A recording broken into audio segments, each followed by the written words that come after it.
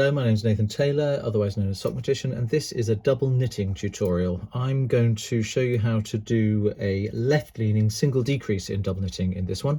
A left-leaning decrease consists of an SSK on the front of the fabric and a purl two together on the back. But first of all, we have to rearrange these 4 stitches from their current order, which is knit, purl, into knit, knit, and purl, purl. And to do that, with the tip of the right needle, you go into the front of the first and third stitches, leaving the second stitch where it is. Slide the left needle tip out of all 3 stitches, and that second stitch will pop out at the back. Before it has a chance to go anywhere, grab it again with the left needle, and then you can slip the 2 knit stitches purlwise back over to the left needle, and now you've got them knit, knit, purl, purl.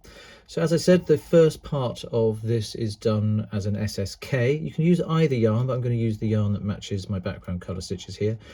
For the avoidance of doubt, the correct way to do a slip, slip, knit so that it matches up with all the symmetry that we want with the other types of decrease that we can do is you slip the first stitch knitwise, you slip the second stitch also knitwise. Some people do it the other way, but that means one of the stitches will lie twisted in the work.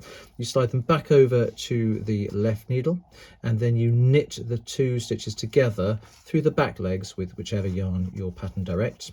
Then you bring the 2 yarns to the front, and then it's a simple P2 tog or purl 2 together with the opposite yarn to finish, and then complete the maneuver by taking your yarns together to the back.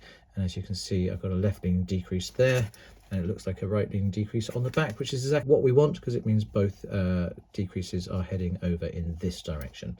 And that's the left leaning single decrease in double knitting.